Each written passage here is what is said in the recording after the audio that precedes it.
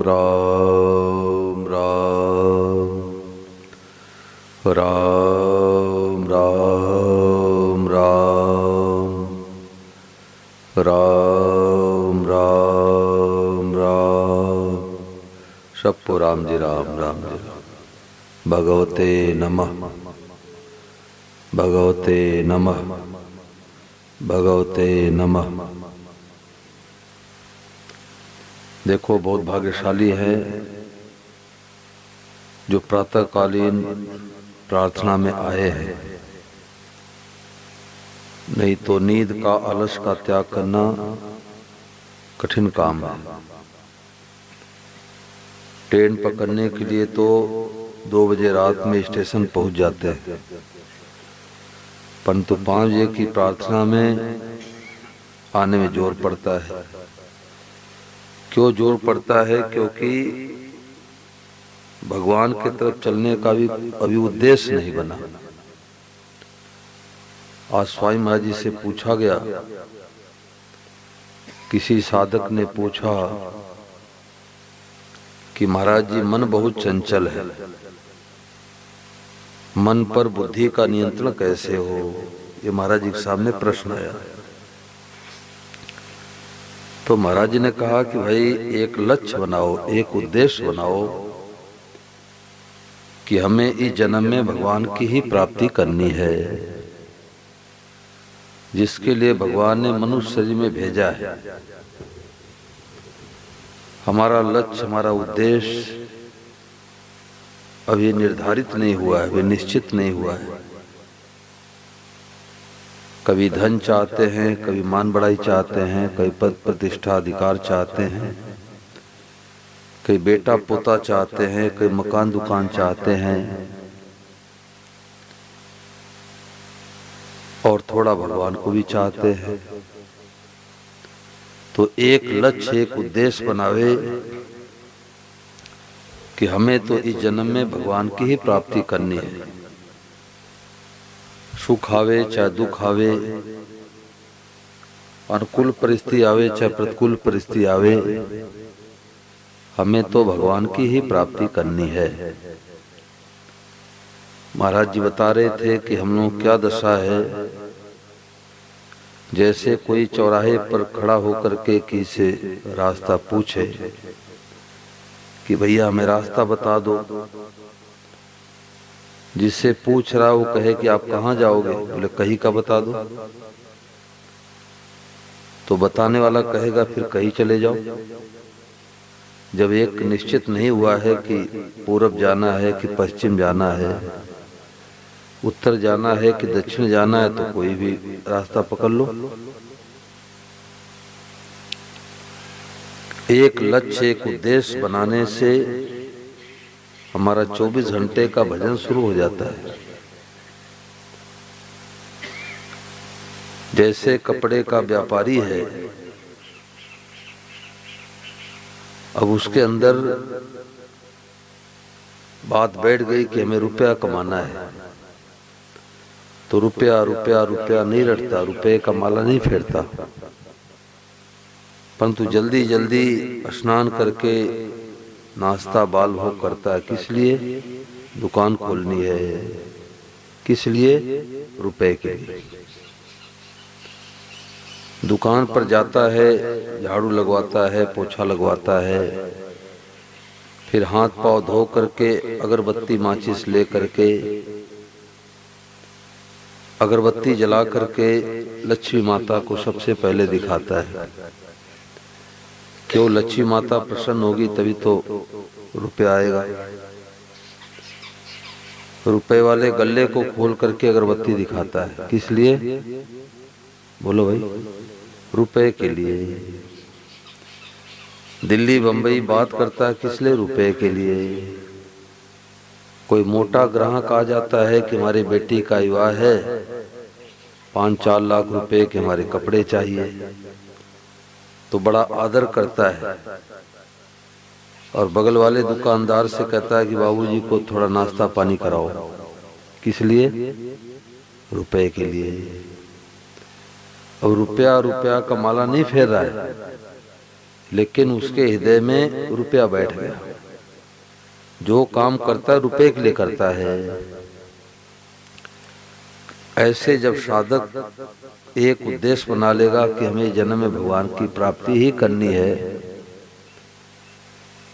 तो जो भी काम करेगा सब भगवान का भजन हो जाएगा। ये बड़ी गहरी बात है।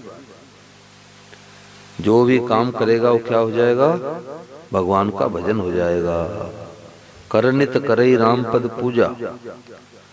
अभी हम लोग माला फेरते हैं तो सोचते हैं भगवान भजन करते हैं, मंदिर में जाते हैं भगवान का भजन करते हैं, गीता रामायण पढ़ते हैं भगवान का भजन करते हैं। बाकी समय बोले हम तो गृहस्थी आदमी हैं, बाल बच्चे वाले हैं, हम कोई साधु ब्राह्मण थोड़े 24 घंटे राम राम करते रहेंगे, बाल बच्चे भूखे मर जाएंगे। ये उल्टी धारणा है। बड़ी गहरी बात है। स्वामी महाराज जी की पुस्तक है लक्ष्य अब दूर नहीं, तो उसके पेज संख्या 35 पर महाराज जी कह रहे हैं कि लोगों को परमात्मा प्राप्ति में कठिनता इसलिए मालूम देती है कि भीतर में असली लगन नहीं है। भीतर में असली लगन नहीं है। लगन हो तो परमात्मा प्राप्ति बहुत सुगम है, लगन न हो तो परमात्मा प्राप्ति बहुत कठिन है। परमात्मा प्राप्ति में प्रारब्ध, उद्योग, बुद्धि, विद्या, योग्यता आदि की जरूरत ही नहीं है।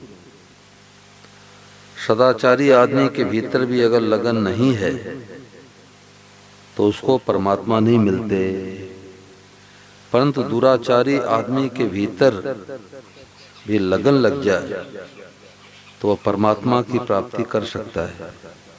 बड़े बड़े चोर, डाकू, कसाई के भीतर भी जब परमात्मा की लगन लग गई तो ये परमात्मा को प्राप्त हो गए।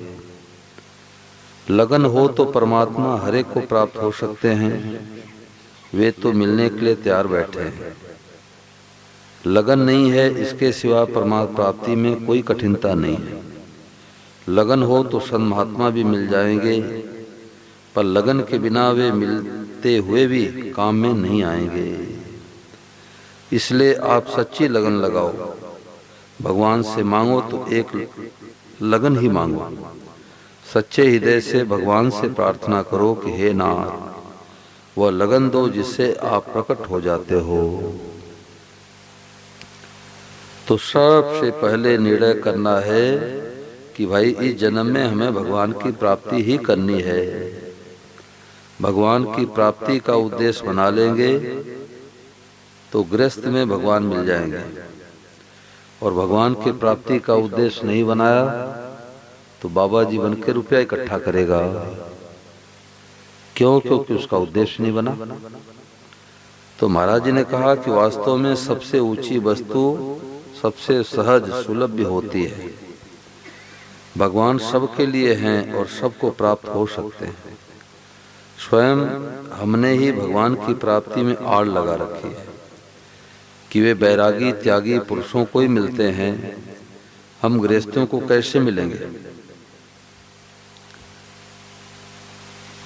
वे जंगल में रहने वालों को मिलते हैं, हम शहर में रहने वालों को, गांव में रहने वालों को कैसे मिलेंगे? कोई अच्छे गुरु नहीं मिलेंगे तो भगवान कैसे मिलेंगे? कोई बढ़िया साधन नहीं करेंगे तो भगवान कैसे मिलेंगे? आजकल भगवत प्राप्ति का मार्ग बताने वाले कोई अच्छे महात्मा भी नहीं रहे तो हमें भगवान कैसे मिलेंगे?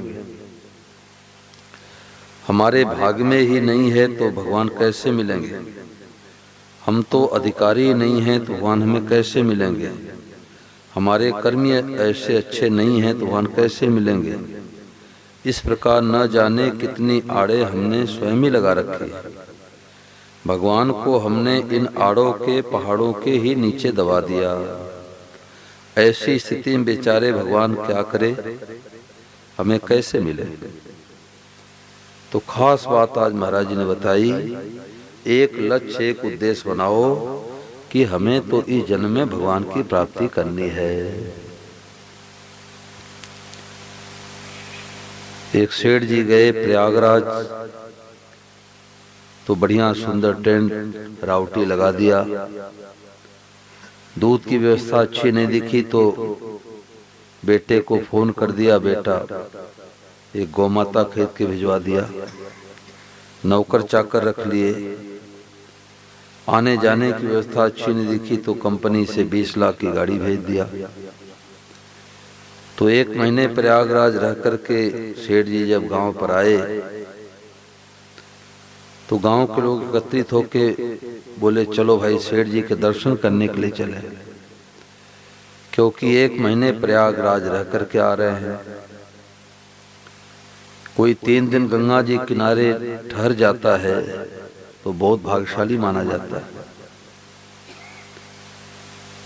तो गांव के लोग आए, सेठ जी को राम राम किए, प्रणाम किए। तो गांव वालों ने कहा कि सेठ जी आप बहुत भाग्यशाली हैं, आप पूरे 1 महीने प्रयागराज मेले में रह करके आए हो। बताओ आपने राम कथा में क्या सुनी, भागवत कथा में क्या सुनी, सत्संग में आपको क्या अच्छी बातें लगी। सीधे सब बैठो, नहीं तो नींद आएगी भाई। सीधे एकदम बैठो, आंख खोल के बैठो, नहीं तो सुबह सुबह नींद आती है।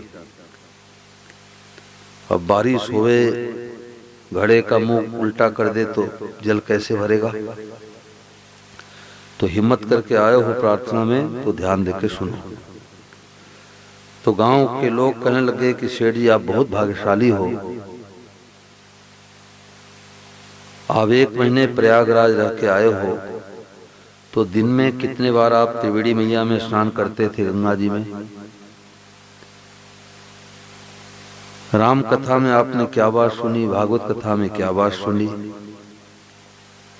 तो सेठ जी कहने लगे, देखो भाई हमारी व्यवस्था बहुत अच्छी थी, खूब बढ़िया टेंट लगवा दिया, बेटे ने गाय खरीद के भेज दिया, कंपनी से नई गाड़ी भेज दी, नौकर चाकर थे, परंतु हमारे से थोड़ी सी भूल हो गई। तो गांव वालों ने कहा क्या भूल हुई। तो सेठ जी ने कहा कि हमने कभी त्रिवेणी मैया में स्नान किया ही नहीं। बोलो गंगा मैया की। हमने कभी त्रिवेणी मैया में स्नान किया ही नहीं, कभी गीता पर प्रवचन सुनने के लिए गया नहीं, कभी राम कथा भागवत कथा सुनी नहीं। तो गांव के लोग हंसते हुए कहने लगे कि सेठ जी फिर किस लिए गए थे प्रयागराज, जब आप त्रिवेणी मैया में स्नान नहीं करते थे, गीता प्रवचन नहीं सुना, राम कथा भागवत कथा नहीं सुनी, तो आप किस लिए गए थे। ये तो वही दशा है, बिंद बेहुड़ी जान कहो कुड़ काम की, बारात जा रही बिना दूल्हे की। बड़ी लंबी बारात जा रही थी, तो एक गांव से जब गुजरने लग गए बाराती, तो गांव वालों ने देखा कोई राजा महाराजा की बारात है। तो बारातियों से पूछा किसका विवाह है, बोले राजकुमार का। अच्छा राजा के बेटे का विवाह है, बोले हाँ। तो गांव वालों ने कहा कि अच्छा कम से कम राजकुमार को तो दिखा दो, दूल्हे को बिन को तो दिखा दो। तो आपस में पूछताछ करने गए कि भाई दूल्हा कहाँ चला गया, आगे चला गया कि बीच में रह गया कि घर पर ही छूट गया। तो आपस में पूछताछ करके बाराती लोग उत्तर देने लग गए गांव वालों से कि देखो जी बड़े बड़े कामों में थोड़ी भूल रही जाती है, तो हम लोगों से थोड़ी सी भूल हो गई। तो गांव वालों ने कहा क्या भूल हुई, बोले हमारी व्यवस्था तो बहुत अच्छी है, सैकड़ों बाराती हैं, सैकड़ों बक्से सोना चांदी गहना है, सैकड़ों हाथी घोड़े हैं, सब व्यवस्था बहुत अच्छी है। थोड़ी सी हम लोगों से भूल ये हो गई कि दूल्हे को तो घर पर भुलाए, बिन को तो घर पर भुलाए, बाकी व्यवस्था बहुत अच्छी है। अब बताओ भाई, कोई मिठाई खिलाने की बात छोड़ो, एक गिलास पानी भी कोई नहीं पूछेगा। तो संतों ने इसका तात्पर्य क्या बताया, मनुष्य ही मिल गया, बेटा बेटी का बढ़िया विवाह कर दिए, सुंदर मकान बना लिए, मुकदमा हमारे पक्ष में आ गया, बढ़िया पद प्रतिष्ठा अधिकार मिल गया, परंतु भगवान को अपना माना कि नहीं माना, भगवान से संबंध जोड़ा कि नहीं जोड़ा, भगवान मीठे लगते हैं कि नहीं लगते। जितना पोता प्यारा लगता है, बेटा प्यारा लगता है, उतने भगवान प्यारे लगते हैं क्या? तो बारात जा रही बिना दूल्हे की। ये तो हम लोग सपना देख रहे, सपना। जैसे कोई रात्रि में भिखारी सपना देखे कि मैं तो राजा बन गया, तो बड़ा राजी होता, ओ हो हम तो राजा बन गए, राजा बन गए, राजा बन गए। परंतु जैसे आंख खुलते ही भिखारी का भिखारी रह जाएगा। ऐसे हम लोग जीवन में सपना देख रहे हैं। तुम्हारे तो 5 किले जमीन है, हमारे 100 किले जमीन है। तुम्हारे घर में छोटी गाड़ी, हमारे तो 4 पहिए गाड़ी है। ये छोटी पार्टी है, हम बड़ी पार्टी वाले हैं। ये सब सपना देख रहे हैं। तो संतों ने कहा कि रात्रि वाला सपना तो आंख खुलते ही गायब, और जो जीवन में सपना देख रहे हैं कि हमारा सुंदर मकान है, हमारे 4 बेटे हैं, गाड़ी है, मोटर है, खेत है, बारी है, ये भी सपना देख रहे हैं। तो संतों ने कहा कि रात्रि वाला सपना तो आंख खुलते ही सपना गायब, और जो जीवन में सपना देख रहे हैं ये आंख मूंदते ही सपना गायब। याद ही नहीं रहेगा कि हम धात्री गांव के थे, कि दिल्ली के थे, कि जयपुर के थे, कि जोधपुर के थे।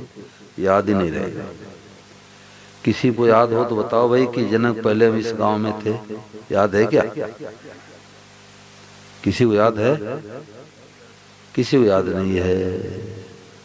तो आंख मूंदते ही ये भी याद नहीं रहेगा। जिसके लिए रात दिन लगा दिए उसकी याद ही नहीं आएगी।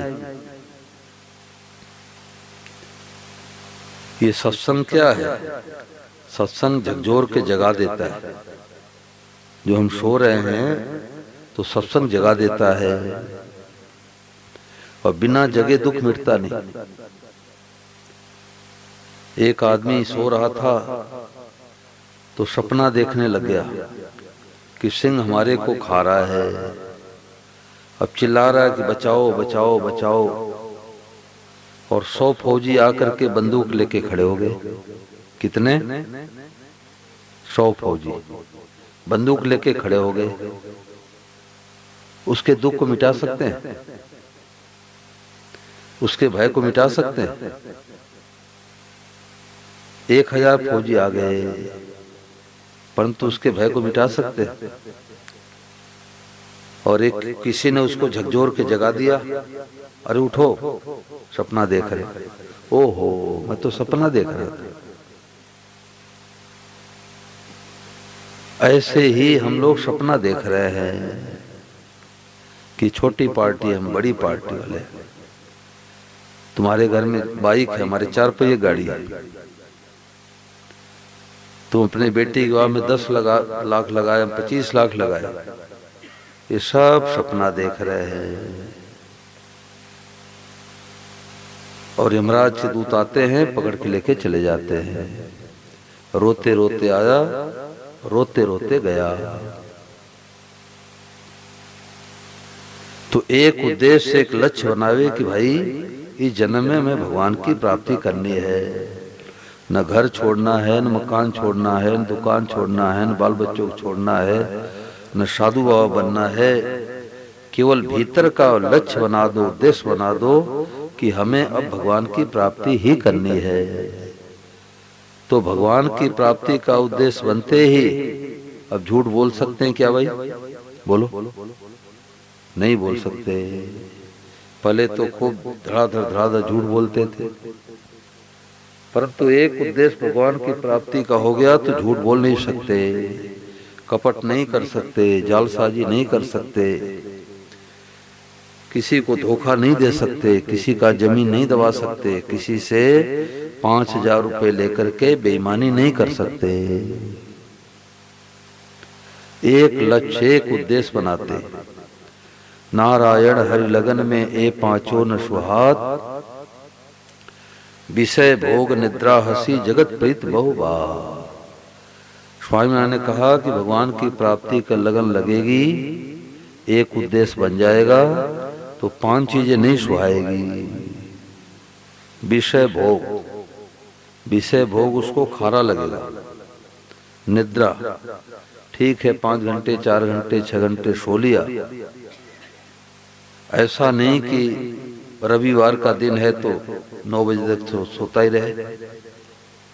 तो विषय भोग निद्रा हंसी, हंसी ठिठोली उसको नहीं सुहाती। जगत प्रीत, संसार में ज्यादा रचेगा पचेगा नहीं। और बहु बात मतलब गप सप में समय बर्बाद नहीं करेगा। एक उद्देश्य बन जाएगा तो सुरती गुटखा नहीं खाएगा। एक उद्देश्य भगवान प्राप्ति का हो जाएगा तो शराब के ठेके पर नहीं जाएगा। उद्देश्य नहीं बना है तो गुटखा भी खा लेगा, शराब भी पी लेगा, अंडा भी खा लेगा, तो उसका तो दंड मिलेगा। क्योंकि भगवान ने मनुष्य से भेजा है कि सबका हित चाहो, सबका कल्याण चाहो। 2 काम करने के लिए मनुष्य से मिला है, हाथ काम मुख राम है हृदय साची प्रीत, और दरिया गृहस्थी साधु की याही उत्तम रीत। हाथ से तो काम धंधा करे और जीवा से भगवान का नाम ले, तो घर में साधु है, घर में साधु है। देखो हम लोगों के बचपन में अठन्नी चवन्नी 10 पैसे 5 पैसे चलते थे।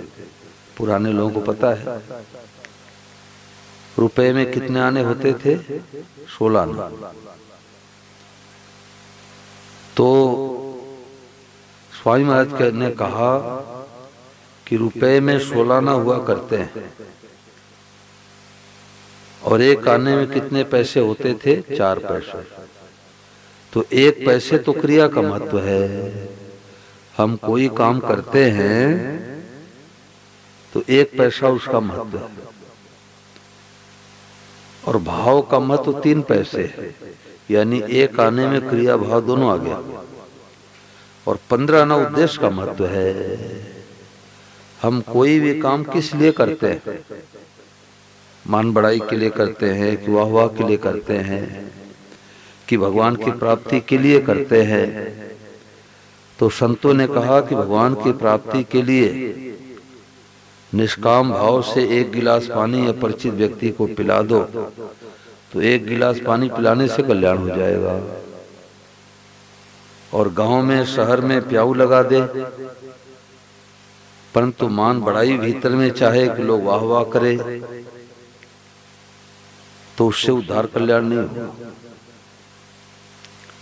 निष्काम भाव से 1 गिलास पानी पिलाने से कल्याण हो जाए, और सकाम भाव से शहर में 25 जगह प्याऊ खुलवा दे, दादा दादी माता पिता का नाम लिखवा दे, यानी मान बढ़ाई लेने की इच्छा हो, तो कल्याण नहीं होगा। तो एक उद्देश्य बनते ही 24 घंटे का भजन शुरू हो जाता है। हमारे एक लीलाधर शर्मा जी हैं, अभी आए थे, जगनिया गांव में आए थे, अच्छे गृहस्थ में हैं, स्वामी महाराज जी सत्संगी है, और लगभग 68 साल की उनकी उम्र है। 3 बजे 4 बजे प्रातः काल उठ करके, चाहे सर्दी गर्मी बारिश हो, स्नान करके 5 बजे की प्रार्थना करते हैं। देखो, जो आलस प्रमाद नहीं छोड़ सकता वो भगवान की तरफ नहीं बढ़ सकता। अब वो ट्रेन पकड़ने के लिए तो आधे घंटे पहले स्टेशन पहुंच जाते हैं, और सत्संग में आधे घंटे लेट आते हैं। अब आधे घंटे लेट स्टेशन पर जाएगा तो गाड़ी उसको मिल जाएगी? बोलो, गाड़ी निकल जाएगी। तो लेट आते हैं, विलंब से आते हैं, इसका मतलब हमारा उद्देश्य नहीं बना। तो श्री लीलाधर जी ने एक बार कहा, छत्तीसगढ़ की तरफ आए थे, तो उन्होंने कहा, महाराज जी 1 करोड़ प्रश्नों का एक उत्तर। बड़ी गहरी बात है, ध्यान देना। उन्होंने कहा 1 करोड़ प्रश्नों का एक उत्तर। तुमने कहा लीलाधर जी 1 करोड़ प्रश्नों का एक उत्तर कैसे? तो उन्होंने कहा कि सुबह जल्दी नींद नहीं खुलती, आपका उद्देश्य नहीं बना।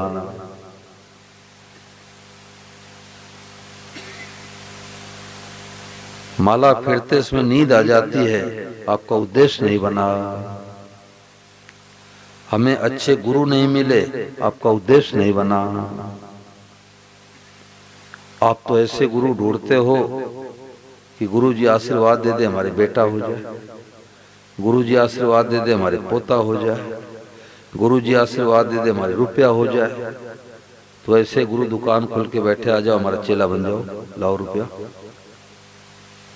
गुरु लोभी शिष लालची दोनों खेले दाव, और दोनों डूबे परशुराम बैठ पत्थर की नाव। तो 1 करोड़ प्रश्नों का एक उत्तर कि हमारा उद्देश्य नहीं बना। लोग कहते हैं माला फेरते इसमें नींद आ जाती है, परंतु एक ने भी नहीं कहा कि 500 का नोट गिनते समय हमारे को नींद आ जाती है, 2-4 नोट ज्यादा चले जाते हैं। ऐसा कभी होता है क्या भाई लाला राम जी, कि रुपया गिनते समय हमारे को नींद आ गई, इसलिए 500 का नोट 5 ज्यादा चला गया? उस समय तो नींद उड़ जाती है। क्यों? रुपए का उद्देश्य है, और उद्देश्य नहीं है तो कथा में आकर के बैठ के नींद आ जाएगी। तो आज महाराज जी ने कहा कि भाई एक उद्देश्य बनाओ कि हमें तो इस जन्म में भगवान की प्राप्ति करनी है। और जगाया हुआ कुत्ता कब तक शिकार खेलेगा भाई? किसी कहो कि आओ सत्संग में तो आ जाएगा, फिर दूसरे तीसरे दिन फिर नहीं आएगा। लगन होनी चाहिए, उद्देश्य होना चाहिए कि भाई गांव में सत्संग हो रहा है, भगवान कृपा से मौका मिला है, तो सत्संग में समय से चलो, समय से लाभ उठाओ। 3 काम कभी पूरे नहीं होते, नींद, बात और काम कभी पूरे नहीं होते। चाहे जितना नींद ले लो, बिस्तर पर पड़ते ही पट से नींद आएगी।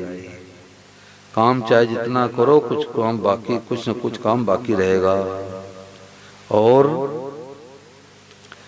बातें चाहे जितना कर लो, मित्र साथी बेली से मिलेंगे तो फिर वही बातचीत। कई लोग कहते हैं क्या करें, हमारे को सत्संग में जाने के लिए समय नहीं मिलता।